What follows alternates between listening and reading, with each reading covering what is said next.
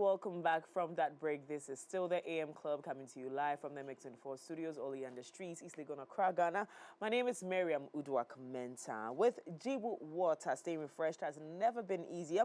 Jibu Water provides clean, healthy water you can trust as your go-to source for drinking and cooking, with options of our innovative 20-liter bottles that come with a tap and 18.9-liter bottles. Your dispensers will have a breath of new life as our clean, hygienic Jibu water flows through them for your consumption. Now, whether you need a cool drink to quench your thirst or fresh cooking water to make your meals taste its best, Jibu water is your answer. Is an answer to your clean water needs. Order for your clean water now by calling us on 020-9845-817. That's 020-9845-817, or visit our website at www.jibuco.com/gh for more information about our brand, Jibu Water, a better life. Now, this morning, we continue the agenda to live a better life in 2026.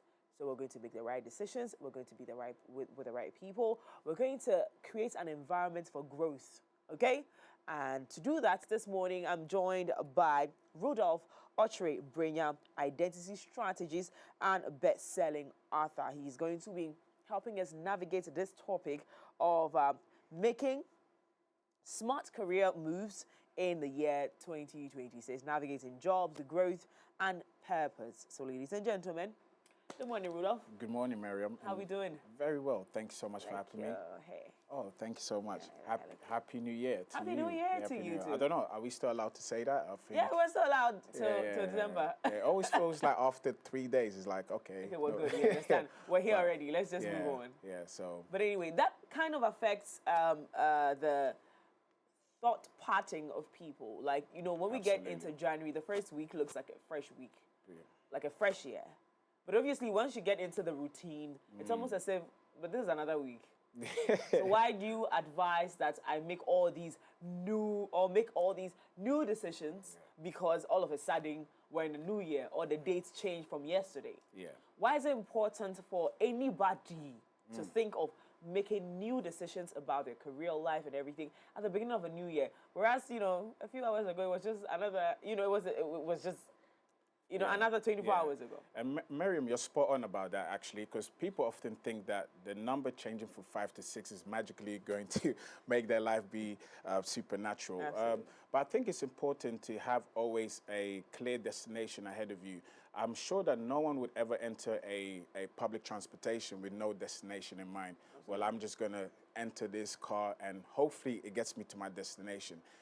The reason why New Year resolution concerning career or your personal life is so important is because it gives you a destination. It gives you somewhere to go.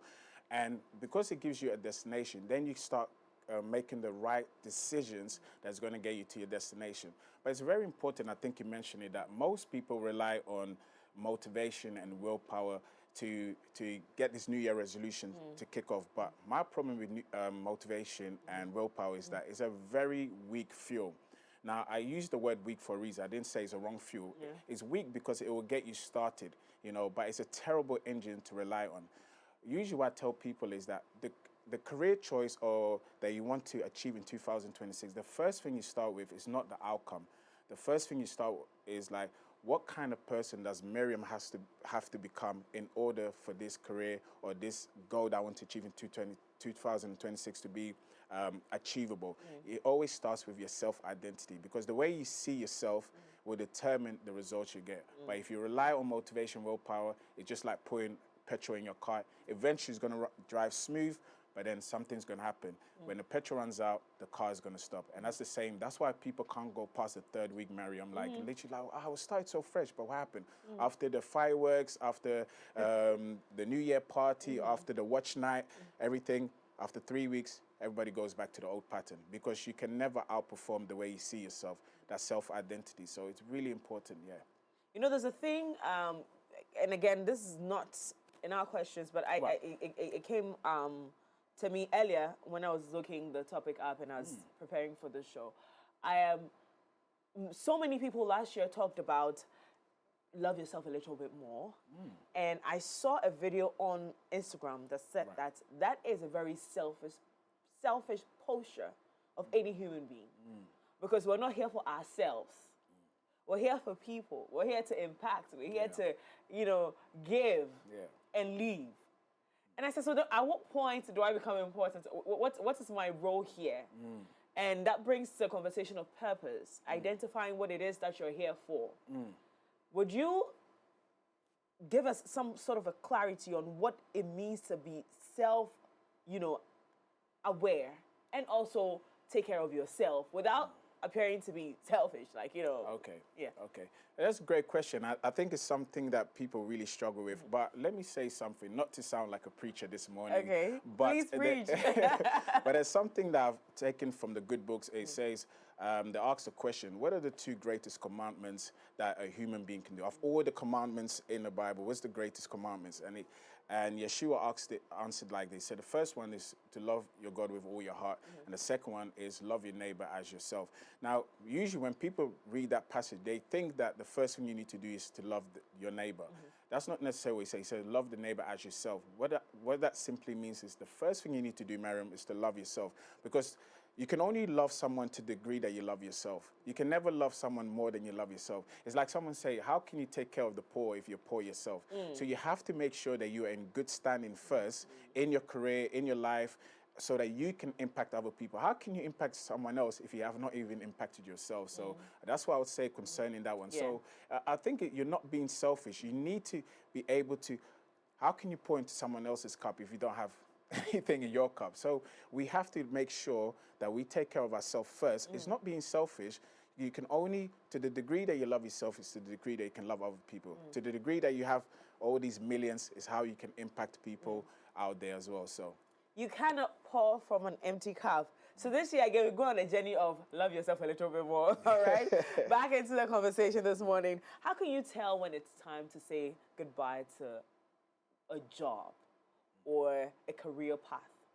Because I remember a couple of years ago, someone told me that, Mimi, this job of yours on television, journalism is a beautiful thing, but it has a lifespan, and you have to prepare for that exit plan.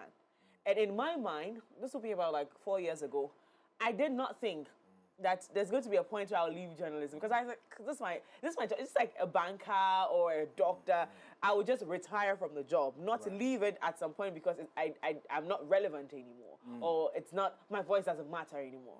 And he told me that, listen, it's just it has a lifespan. It will expire. You don't have to retire in this. You cannot even retire here, because there's going to be a point where you will not be relevant. And I'm like, that's scary. What do I then do? So I think that, I registered a company and I started a business out of fear. Oh, that's Oh, good. yes. I like that bit. Oh, yes, it was out of fear. I love that you said that bit. No, it was out of fear, because it's like, if at some point this will not matter, all of this will not matter, then I might as well just start now, so that once I get used to this, I can quickly remove myself before the system vomits me out. Yeah. At what point do you decide, or do you identify that it's time to exit a career path or a job? Okay, I think what I would first say is that life is lived in seasons. That's the first thing people need to understand. Nothing actually stays the same. The way our life is lived is that you live a particular life, a particular season. After that season finished, usually that individual will know. How do you know? You start to feel that you've outgrown the space that you're in. But there's something that stops people, and it's called the comfort zone. You see, when people get really comfortable, they tell themselves, well, I know exactly what to do. I've been doing this for the last 5 years. I know what to expect. But the problem with the comfort zone is that whatever you're actually looking for is on the other side of the comfort zone. And this is why I like the fact that you said you did it despite of being afraid. But I would like to say something, that sometimes we also have to be careful, because sometimes people have limited beliefs. Because when you look at people like Oprah Winfrey, who's become a billionaire, and I can see the comparison because you're a woman as well. So I'm thinking, and when you look back at her background and the way she came up, of course, right now she might not do journalism right now, but this is how she started. And she beautifully transitioned into becoming this business mogul that we see her to be today. So I think, I'm sure when she took that step, very similar to you, she was a bit afraid. It was like, I'm used to just interviewing people. Now I have to become a businesswoman. And she's a personal brand. So I think it's up to that individual to realize that, have you outgrown the space that you're in? Because if you've outgrown the space of you're in, that's when you need to start looking like, what can I do? Because most people have multiple skill sets, multiple talents that they can explore. But usually what we do is we shrink ourselves and say, well, as for me, this is all that I can do. And sometimes that means we're limiting our potential. And they say, scientifically proven, that we only use 10% of our human potential, which is kind of mind-blowing. That means, Miriam, for me and you to be a genius in this world, all we have to do is to tap into 2 more percent. And people are like, Miriam and Rudolf is genius. All we did is tap into 12%. And the moment you stop, the moment that you keep shrinking, you don't push forward, what's going to happen, Miriam, is that you're lowering that potential. I believe that tragically, some people are only operating on 3 and 4% of their human potential. So it's crazy. It's very sad. I mean, when you look at the beautiful skyscrapers, even here in Accra, or you go to Dubai or New York, I always look at it and say, are you telling me we only use 10% of our human capacity to create build all of this? Some, if you go to Dubai, it almost look like heaven. I said, only 10%? So imagine if we can tap into that other 90% that we, but usually I think we can tap into it if we get away from fear, which you touched on, and get away from the comfort zone. Yeah. Indeed. Now, balancing passion and your practical needs. So I have deadly passion for certain things that, you know, I do in my life. And I'm sure it shows up. I remember a friend of mine told me one time that Mimi loves this. Right. And she doesn't care if you don't even pay for it. And Wow. that's fact. You know, there was a point in my life, bro, I was just, you know, living. And sometimes it's after I finished doing the work and I'm hungry, I'm like, wait, is this what they didn't actually pay me for this work I did? Wow. But because I loved it. Yeah.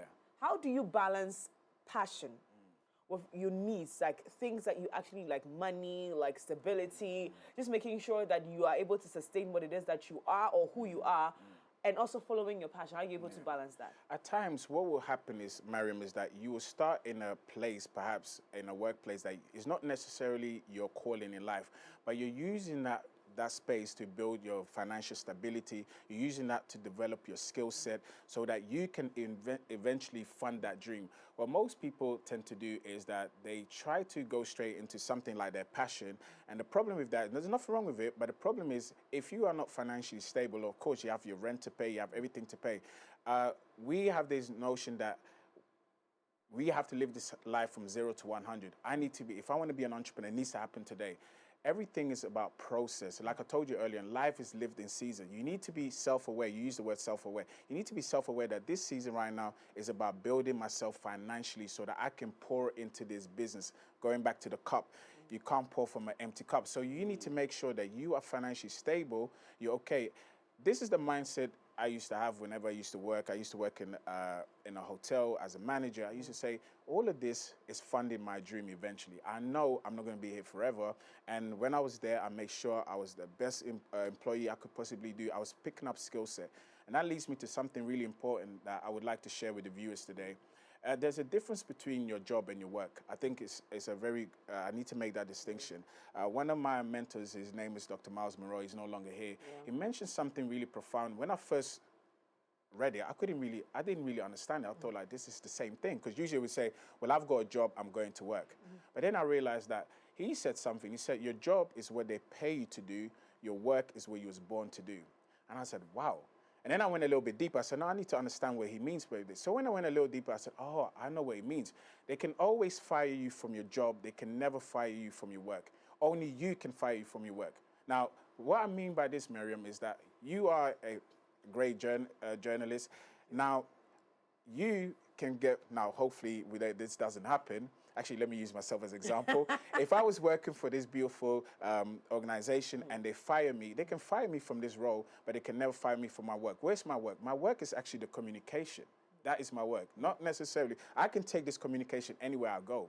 When I was in school back in London, we have something called parent evenings, and usually that's the day that your parent comes to the school, and then what will happen is your teacher would tell your parent how your son or your daughter is doing really well. Now, unfortunately for me, it wasn't always the best. Some of the things that used to come up is that your son is very disruptive in class. He always communicates. He's always talking when he shouldn't be talking. Now, at that point, Miriam, I didn't know that the reason why I was talking so much is because one day I was going to use this skill set to empower nations. But at that point, I was misusing it. I was just like, oh, well, why is it so quiet? Let me talk. Like, I want to Yeah. make people laugh. Yeah. So at that point, my mom didn't understand it. But eventually, later on, when I became more mature, I said, oh, that's my work, communication. I can take that anywhere I go. So to the viewers there in Ghana, remember that there is something that's inside of you that nobody can fight you from. So whilst you're doing that job that you don't like, you're like, oh, how long should I be a trotro driver, a mate? How long? Remember, this is just part of the season, it's part of your story. Imagine we're watching your movie. If all your movie is beautiful, we turn off the movie. We need to see the dips. We need to say, oh, Miriam survived that. How did she survive that? Whoa. Now it gets excited. It's like when you watch an action movie, the hero gets beaten up and then last minute, I don't know, he thinks about his family member, he gets strength and he starts beating the... If he beat the villain straight away, we'll be like, so quickly, why is that? We'll turn it off. So that's how life is. Yeah, yeah. The process is very necessary. You need to go through all of it. I remember listening to a sermon last week, and the woman of God was saying that the process is what builds capacity. Wow. And so if you skip the process, you should know that wherever you've landed, you will crush. Wow. Because there's no experience to grow from there. And so, please, trust the process, okay? Yeah. I know we said that a lot on social media, trust the process, but indeed trust the process. Now, what common mistakes do people make when choosing new jobs? I think going back to what I was referring to, the common mistake is that people just think about, let me get a new office, a new ID badge.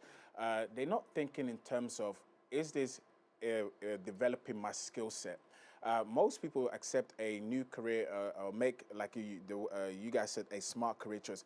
Most people don't make smart career choice. They just make a choice based on financial gain. Like, okay, they're going to pay me 500 cedis more. But perhaps if I took 500 cedis left and I came to work for you, Miriam, maybe I want to be a journalist just like you. I'm taking less money, but eventually I'm learning things from you that's going to develop my skill. Because one thing that is really important for Ghanaian youths out there to understand is that you always have to increase your value. Value is something that's really important. Now, I was on a different media station, and the young man said to me, he was a presenter, he said to me, Rudolf, not only do I present, I'm also a producer, I'm also a director. I said, my goodness. He said, and the first thing I thought about this, Mariam, is that this man, if they're thinking of getting rid of someone, this man is not one of the first people to get rid of, because he can do almost everything. And he said, Rudolf, I've built my value to a certain degree so that I can be in this position. So it's very important for the viewers at home to understand that when you're making a career choice, think about what is your skill set. Going back, I know financial stability is really important. I'm not saying that you shouldn't undervalue yourself by the jobs that you pick, but you need to always think long term. It's something I call career vision. Career vision. Let's define vision. Vision, I define vision as the ability to see your future in pictures. You see, when someone has a vision, the ability to see your future in pictures. The reason why that is, Mariam, is because... Clack it. That's why you do that. The reason why I'm saying that, Mariam, because we think in pictures. If I say think of your house, you're not thinking House.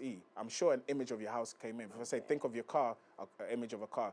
So the vision is the ability to see your future in pictures. And the moment you add the career to it, you're saying the ability to see your career in the future, but in pictures. So if that's the case, then that means that that's your destination. Every decision you make, every job that you take, it should lead you there. Now, when I was working, I said earlier, as a night manager, as a hotel, I didn't know that back then, but then I was working on customer service because eventually I went in. Now, what I do is one-to-one coaching with clients. Now, I learned this skill set of customer service, dealing with clients, dealing with difficult people and everything. This was all skills that was, I didn't know back then that God was preparing me for the job that for the work that I'm doing right now. So I would tell that individual so remember to always think about what is the career choice or what is your calling in life, and try your best to always, think about the destination. One thing I say that I've noticed, a lot of our Ghanaian youths, they don't think long term. It's always short term. Like, what is it for me now? Or just pay me the money now. They're not thinking, if I build this relationship with Mariam, maybe right now I'll take a loss, but in the future I'll gain. And this is what the top business entrepreneurs always do. Elon Musk, all of these, they're prepared to take the loss right now because they know eventually they will gain. It's amazing that you say this because I personally don't think, listen, I'm this is me. I'll walk out. I'll be gone. I'll be gone. I don't have, trust me, I don't have time. Right. And it's been me since as a little girl. Like, my mom upsets me, I'm in my room the whole day. Wow. I'll faint in my room, I promise. And when I say this to people, people laugh. I used to be hungry and faint because I was upset with my mom. Wow. Like, I used to be that, and I used to be that girl. I'm just that girl. I'll walk. Right. But there were relationships in the past, say 10 years ago, 8 years ago, that were great relationships that I took in a few pain, you know, I'll just endure. Yes. And sometimes I just don't talk. I just let it be. You know, I will not attend to the situation. Yeah. And I kept these people around. And just last year, at least 2 of them showed up in areas that I did not know I needed them. I would ever need them. 10 years ago when I met them, didn't think I would need them in those areas. And so I'm saying this to buttress your point that really and truly, I think one of the things that we need to learn as young Ghanaians is to think long term. So when you meet people, when you come across situations, you need to think, if I am able to be quiet for this moment, what could this be in 10 years? Wow. What could this be in 5 years? Wow. And then take that decision. Because again, we're growing. And I say here on this platform that we're growing, we're learning and growing together. So that's what this segment, we're learning and growing together. You hear me say this at the end of the show, that we're learning and growing together. So you didn't burn the bridges then? That's what you're teaching us? I did not. I meant a few though. There were some that I pushed the entire bridge down. Like I was like, I'm done. Yeah. Those ones even, now it taught me lessons to be able to stand up for myself and say that sometimes these things are just not right. It's not good for you. It's not good for your mental health. Just let it go. Right. But there are certain people who are very stubborn. There are certain situations that are very, very stubborn. Yeah. But you know that this one is good. Yeah. And so you find a way around it. So that's long term, in my opinion. That's also growth. Because right now that I experienced that one last year, I know that sometimes I have to be quiet. I have to just say that, you know, I'm going to accommodate you a little bit more. So whilst we're thinking growth, for young people in Ghana, and I love the fact that you keep hammering on the fact that these young Ghanaians, we need to learn. Yeah.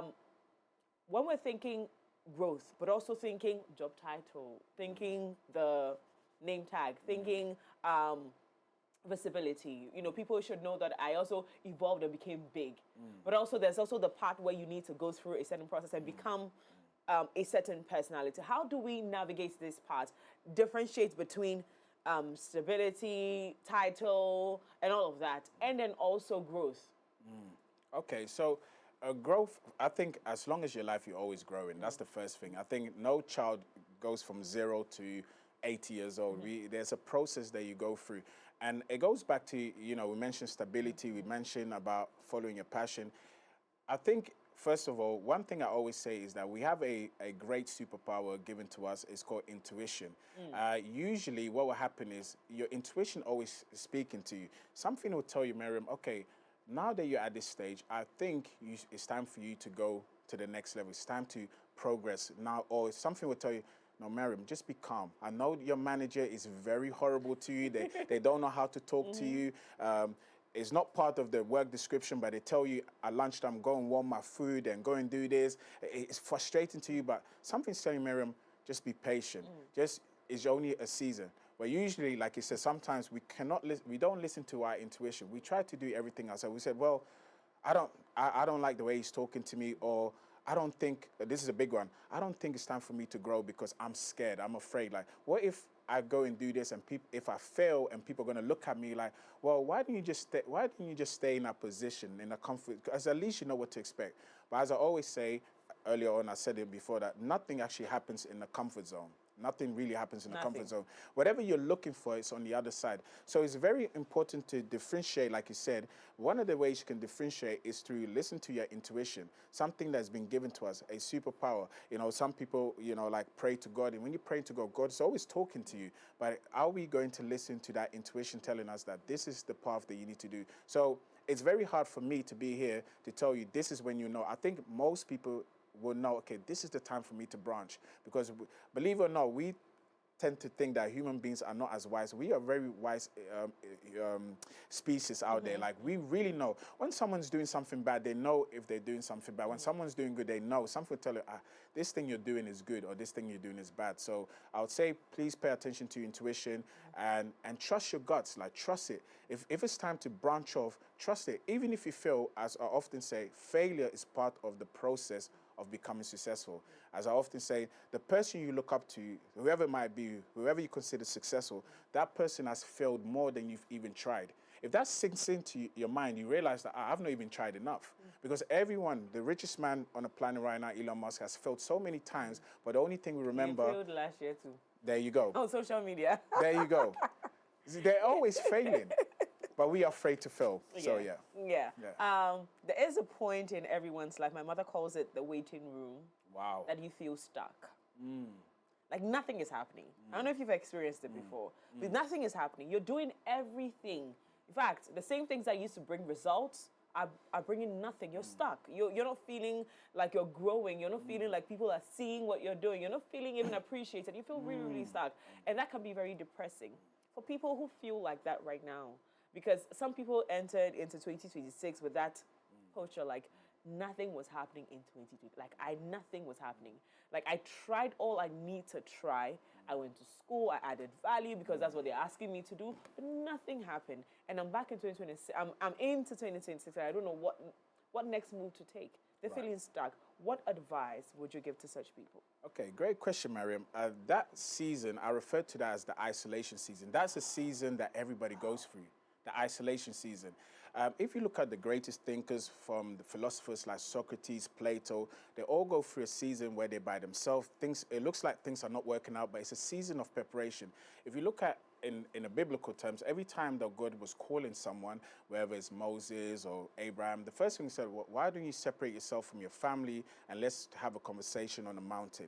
That mountain stands for the isolation period. So there's a period in your life where you feel like nobody's appreciating me. I'm working so hard. What's going on? Nobody's seeing me. And usually, especially in this time, it's very hard because of social media. We want to be out there quickly. Sometimes you have to understand that this season that you're going in is teaching you something. One of my favorite movies when growing up was The Karate Kid. Have you ever watched Karate Kid before? No. Okay, when you go home, have a watch. I don't know if the people in the studio have watched it before. There's this young man. You people watched it before. No one watched The Karate Kid? Okay, the gentleman in the back watched The Karate Kid. You watched it? Okay, Isaac, you tell me about it. All right, so there's two versions that they did, but I'm referring to the original version. There was a young man that wanted to learn karate, and he moved from America and lived in one of the Asian countries, and he was getting picked on. He was being bullied in school, and then he realized that he had to defend himself. So he found a martial artist. His name was Mr. Miyagi. He went to Mr. Miyagi and said, will you teach me how to fight? So when he went to Mr. Miyagi said, okay, I'll teach you how to fight. And then the first day, the young man was really excited. He's thinking he's about to throw punches. He's ready to go. The first day, the young man met Mr. Miyagi. Mr. Miyagi told him, okay, here's a paint and brush. Go and paint my fences for me. The young man was confused. He said, what's going on here? I came here for you to teach me martial art. Why am I painting your fences? So he did it. And next day came back, said, I'm ready, sir. I'm ready to learn. Then he told him, okay, you see my car there? I want you to wax my car. Clean it nicely for me. So he said, wax on, wax off. Now he's really frustrated. So it got to a point, the young man got frustrated, said, hey, listen, what are we doing here? I came to you to learn martial arts. Why have you got me cleaning your fences? Now listen to this part here, Miriam. It's really interesting. Okay. Mr. Miyagi called him back because he stormed off. Mr. Miyagi said, Daniel, son, come back here. And then next minute, Mr. Miyagi threw a punch at him, and then he said, wax on. When he did wax on, as he threw the punch, he did the wax on movement. Said then an epiphany moment happened to Daniel. So he said, oh, all this time, what Mr. Miyagi was preparing for him was his hand movements. So when he said, he threw another punch, and then he did a painting movement. So he blocked this punch. And he said, oh my goodness. Then it hit him that all this time, even though he was cleaning the cars, like right now, nothing connected to what he wanted to do. But eventually, what Mr. Miyagi was teaching him, the most powerful thing in martial arts is your hand movements. He was teaching him the basic, but because it wasn't glamorous, it was like painting the fences. People were thinking like, he was thinking like, oh, I'm just wasting my time here. So that's the same thing relating to Ghanaian youths right now. But perhaps you're in the season right now, you're thinking like, well, this is not making sense. I'm frustrated. I'm just a mate. I'm just a trotro driver. I'm just a village girl. Whatever you're telling yourself, all these connotations giving yourself, just know that, just like Daniel's son, you're preparing for your season. When the day came on, Daniel's son won a martial art tournament because of the basic hand movement. But sometimes we fail to see that we're in a season of preparation. So I need everyone to understand that you're going through a season of preparation. Please don't give up. Don't say, well, God is against me. People don't like me. No, it's a period of isolation. Everybody felt it. Yeshua felt it. Moses felt it. Abraham felt it. Socrates, Plato, what's it called? Elon Musk felt it. Everybody's feeling. Rudolph felt it before. I'm sure Miriam, you felt it before. Like nobody's appreciating me, but it's a season of preparation. Please don't give up on yourself. Oh my God. Is it at this point that we clap our hands and shout and roll on the floor and say, give me that word, man of God?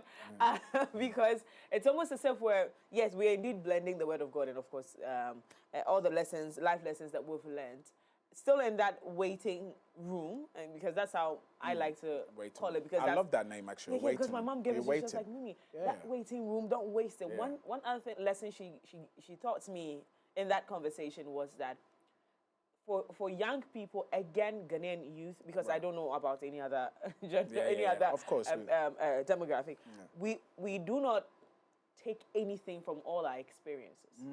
We go through experiences and we just go through it. Forgetting that every experience is supposed to give you a lesson. There's a lesson to learn. 100%. We ignore all the lessons. We just go through it. We sob through it. And somehow if God is tired of seeing your foolishness, it just gives you a miracle for you to move on. Or the devil finds something for you because your mind is idle and you're not thinking. Right. I never thought that there was lesson in pain. I never even thought that there was lesson in joy. Like when things are going great, I have to learn something. I never thought. Yeah. It's just like, so I was at the face and she was like, Mimi, so in this season, what have you learned?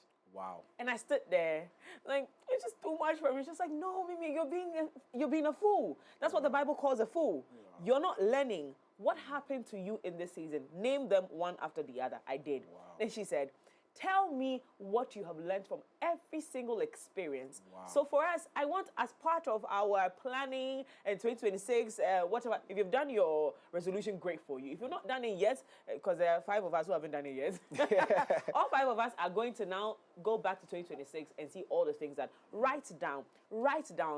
The Bible is very emphatic on that. Write the vision now. Make it clear. Write it down. Write all the things that you went through. And then start learning one after the other. What did I learn from this? If you have not, it's time for you to look at it. So we're still learning and growing here on the show. Today's conversation is too good. Can we just make it 2 hours more? So we all need a mom like you. I mean, your mom is amazing. Wow. No, she's amazing. Wow. Trust me, she's amazing. She touched on something now we quickly want to talk about. There's a universal law called the law of polarity. That means there's always an equal opposite, meaning if there's an inside, there has to be an outside. If there's an above, there has to be a below. Now, she said something I really like. She said, there's something that you can learn in pain. I always say that the law of polarity teaches us that in order for us to appreciate joy, we have to experience pain. The Ghanaian youth is going to like this statement. How can you determine what a good salary is if you never received a bad salary? Fact. I mean, think about it. And that's what the law of polarity gives us. So whilst you're going through a bad relationship, when you experience a good relationship, whether romantically, personally, or professionally, it's because you experienced a bad one before. So now you can see, oh, wow. This is different. Well, this is different. So what your mom's touching on is very, very deep. She's brilliant. Yeah. She's brilliant. If I had half her brain, bro, I will not work on you for your earth. I'll be hanging in the air, okay? Okay, so let's go back to the professional world. Yes. For young professionals, how do they plan their careers without feeling pressured? You know it's real. I want to become a lawyer. I want to do this. I want to do that. But also there's the bit where it looks as though, is this thing even achievable? Wow. And so I'm listening to people. I'm asking questions. Sometimes I do not talk about the things I want to do because I feel like the many ideas that come confuse me. So I don't talk about most of the things I do.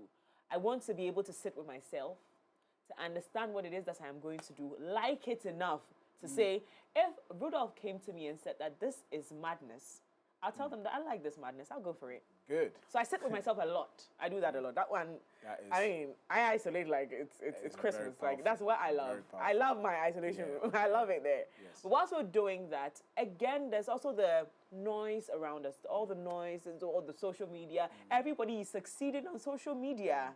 And for you, or should I go and try what these people are doing so that I can just leave all of these things that I'm going after? How do I pursue the career choices that I've made without feeling pressured or with all the pressures around me? I think, Marion, no one has ever become successful by listening to noise. I do believe that. There's a great saying that I love so much. Whenever I say I get goosebumps. It says, anybody that want to lead the orchestra has to turn their back against the audience. I mean, think about that. If you want to lead the orchestra, you have to turn your back against the audience. Yeah. You see what I'm saying? That picture, whenever I think about it, I say, wow, that's so true. What most people tend to do is that for the young Ghanaian here working on a career, you need to understand that this is your movie, this is your biopic. As I always say, if this is your biopic, that means you are the main character.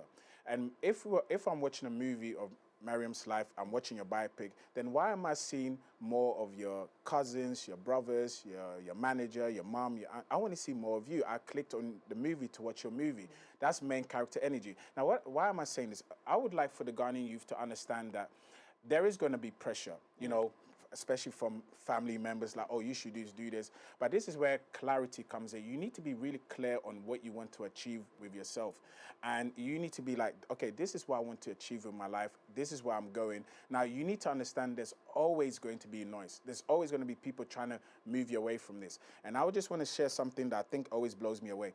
There was one time I read a story about a young man and a dad. They were traveling a long distance journey. And whilst they're traveling a long distance journey, a group of people, they had a camel as well. The young boy was sitting on the camel. The group of people came, they were laughing at the man. They said, they were making fun of the young boy. They said, why are you letting the old man walk? Why are you letting the old man walk? You're a young kid, you're full of energy. So then the dad and the young boy was looking at each other like, what's going on here? So then the dad said, okay, I'm gonna sit on it. Since you got energy, let's walk. The next group of people came and they said, oh, you wicked old man, why would you let this little boy walk? Now they're really confused. What should we do? Now guess what they did now? They said, okay, what we're going to do, we're both going to sit on this camel. Now the next group of people came, Miriam, they said, oh, how could you guys be so cruel? This poor animal, why would you do this to the animal? Now they're really confused, Mary. So, okay, the only solution has to be this. Why don't we just both come off the camel and let's just walk? Now the next group of people, this time they were laughing. They said, we can't believe how stupid these people are. You got a camel and you're literally walking in this heat. Now they're really confused. Now what's the moral of the story? The moral of the story, like, no matter what you're going to do, Miriam, people are going to talk. There's always going to be pressure from outside. But you need to focus on your destination. Where are you going? And then make sure that everything you do, the people you surround yourself with, the type of environment you're in, is leading you to that direction. Because as long as we live, people are going to try to take it, especially we live in a social media age. And we try to compare someone's 60 seconds with our entire life. Someone highlight reel, like, oh, he did this in 60 seconds. Okay, what am I doing in my life? What am I doing in my life? God, am I a vegetable? One thing I see the ladies put, they say, oh, God, what did they say? Like, God, don't forget about me. Yeah. I hope you know I'm still here. Like, I see that a lot on the wedding God, post. Why? This year we said we won't say a lot of God. God, please, why? We ask God, thank you. Whether you do it or not, actually. Thank you. Yeah. But the whys are a lot. Yeah, you ask yourself a lot. I have. And then I like to be very honest here. Wow. I go on social media sometimes and I see people, I'm like, that's normal though. It's human nature. We like to compare. As much as we'll say don't compare, it's human nature. It comes with it. Yeah. But it's just about taming it, making sure. I think every generation has a temptation. Our temptation is instant gratification and comparison because it's in our face 24/7. It's in our face. You see your people that you went to school with, oh, they're achieving this, they're doing this, and then you start thinking, what about me? I mean, we came from the same background. What excuses do I have? So it's a normal thing that we go through as human beings that we start comparing ourselves. But just don't get stuck into the trap. Know that this is your movie, this is your biopic. So yeah, I think that's important. People, remember the statement, shut out the noise, okay? Wow. One day I'll tell you about it. But shutting out the noise is a very important tool for any growing individual. And when I say growing, I'm not saying numerically, I'm talking about you as an individual. Okay. Growing mentally, emotionally, physically, every part of you. Shut out the noise. It's important. I said, producer, write it down. We'll talk about this one day. Purpose. Again, we're getting towards the end of the conversation. All of this is, I think all the conversation we've had this morning is tied into one's purpose. What am I here to do? What did God create me for? I think this will be last year. I had Ishon, what's her name? Baba Ishon. Sit over here. She's a model, or Baba Ishon. Yes, she was sitting right here and she said, God created us, right, for a reason. Absolutely. He is the only one that has the manual for your life to why he called us or he created us. But all of us are living outside that. And I said, but that cannot be possible. Because I learned a very long time ago that your passion is your purpose. And I followed that for a very long time. How would you describe purpose? What would you describe purpose to be? And how would you advise that young people out there pursue purpose as they pursue career, long-term career, paths? I think when it comes to purpose, you're both right in a way. I like both of your definition. I would define purpose as the intention of your creation. Why were you created? The reason for your creation. Everything in life has a purpose. This beautiful sofa, I must say, I do love it. Yeah, that was sitting on. That was sitting on. You. This beautiful sofa has a purpose. The purpose is to make sure that Rudolf is sitting nice and comfortable. But what people tend to do is that they forget that if a chair has a purpose, if a table has a purpose, if everything has a purpose, how much more me and you? There's a purpose for our life. There's a reason for your creation. Now, usually what happens is, I often say that no one comes here as a biological mistake. No one here is an experiment. Now, that's a very deep statement. I once said this I was doing a public speaking event, and a young lady came to me after, and she was very emotional. She said, Mr. High Definition, that's one of my nicknames. So, Mr. High Definition, can I have a word with you? I said, absolutely. You said something that I want to ask you a question. You said, no one comes here as an experiment. Nobody comes here as a biological mistake. I want to ask you a question. And she started crying. And I already knew where this was going. And this is some of the most challenging thing as a speaker, as a coach. She said, if that's true, then how do you explain people that was born out of a wedlock? How do you explain people who came here because something tragic happened to their mother? And I already understood what she was saying. I know what angle she was coming. And then I sat her down and I said, listen, there's a few things that we can't control, Miriam. We can't control how we look like. We don't control what family we were born into. If that was the case, some of you guys will pick the richest family to be born into. And the last thing is that we don't control how we come into this world. You don't control how you come into this world. However, how you leave this world has got everything is up to you. Absolutely. Let me say that again. How you come into this world has got nothing to do with you. So, unfortunately, something tragic happened to your mom, or maybe you was born out of wedlock. You need to understand that doesn't make you a mistake. How you came into this world has got nothing to do with you. But however, how you leave this world has got everything to do with you. And that, however you leave the world, is linked to your purpose. Now, when I said this, the young lady was crying. She said she never saw it from that angle. I said, yes, your purpose is what you were created to do. And your potential allows you to release that purpose. Your potential is all you can be but have not yet become. The moment you realize that this is my purpose, and now I know, Miriam, I can do this, so therefore I'm going for it. And let me say that once again. I said potential is all you can be but have not yet become. So the moment you do something, Miriam, it actually ceases to be your potential. So sometimes people think they're still in a purpose, but you've already achieved it. That's no longer your potential. Potential always got to do with what's ahead of you. So that should really excite you, like, oh, there's still more to come from you. But usually we get trapped in this cycle of, okay, this is my purpose, I've arrived, like this thing of I've arrived. As long as you're alive, there's never a season where you've arrived. There's always another level to go. This is why people say, why is Elon Musk still going? Surely he's found his purpose. He knows what he's doing with his life. He's made so much money. Why is he still going? Because as long as you're alive, there's always another level for you to go. That's you releasing your potential. So I would say that purpose is what was you created for? And how you find your purpose is sometimes you need to think about some of the things like, what are some of the things that get you angry, Miriam? That's a link to your purpose. Now think about it. When I was asked that, I got angry at that question. You know why? Why? Because I'm like, why does my purpose have to angry me? Why? Really and truly, why do I have to be upset? I know it's tied to passion in a way, because if I see, and I tell you what, this one, I'm very passionate about it. So I became a teenage mother. Okay. And for a very long time, I was very overprotective of my younger sister. And I'll give the girl hell. And I didn't understand why I was so overprotective. And then I would go to, so again, I grew up, I went to different areas, lived in different places, and the young girls in the area, they don't have peace again because Auntie Mimi is around. And it was really difficult because I'm like, I don't want to be treating these girls like this. I don't want to be telling them I want to leave them alone. Like, I want to really sleep. Right. Like, I don't want to be worried. Yeah. So I told, again, I went back to my mentor, my mother, and I told her that this thing really upsets me. Dana doesn't understand. Like, I don't want her to do this. I don't want it. She's like, that's your purpose in life. So wake up to it. I said, you go and speak this motivational message to someone else. But she asked me again, what else are you really upset about in life? It's like, I don't know. She's like, this one is what you're to do. Go after it. But make it small steps. You know, you get there. So you're very right when you say that, except that people don't want to go through that process.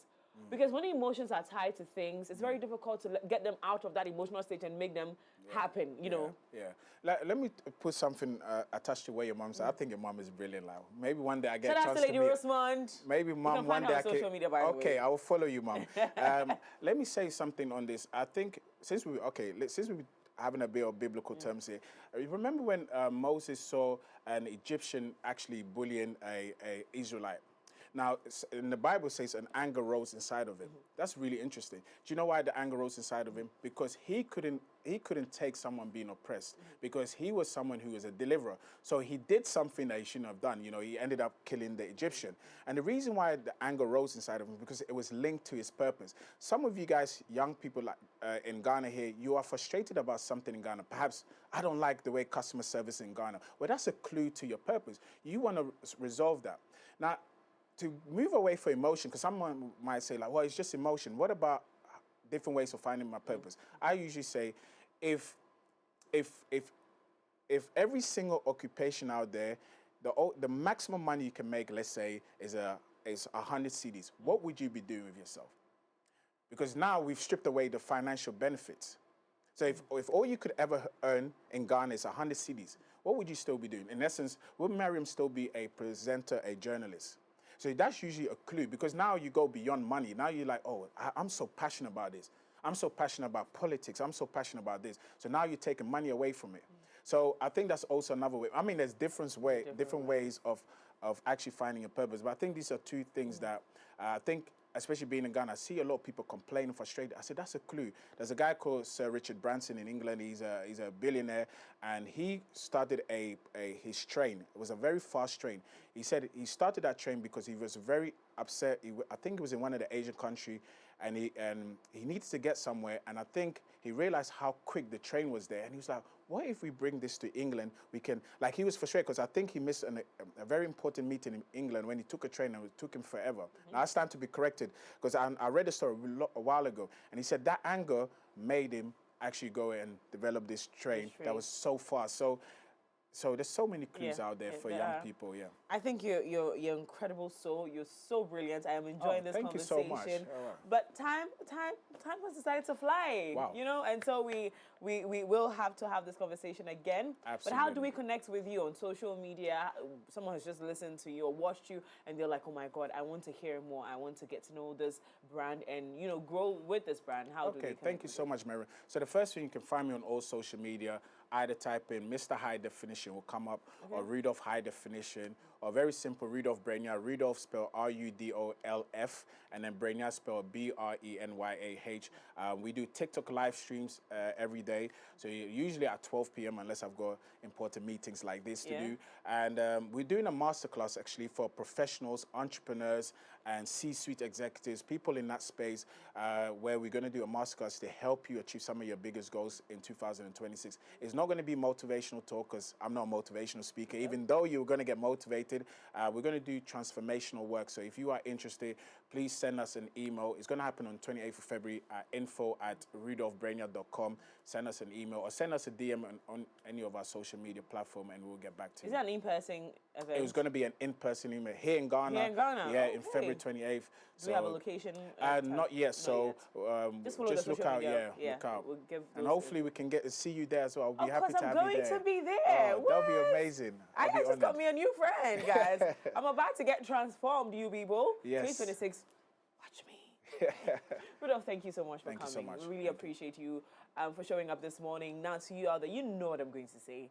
We keep learning and growing here on this platform, and I'm happy for you that my generation gets to meet all these incredible minds that keep pouring into us and making us become the best version of ourselves. And so stay right here. I keep telling you that this show is not just a morning show. It's a movement to give us a voice, to elevate, every other conversation that we've suppressed for a very long time, to make sure that we understand what it is that we're here for and grow through it. All right? So stay right here with me. Have more on the show. We'll be right back after this.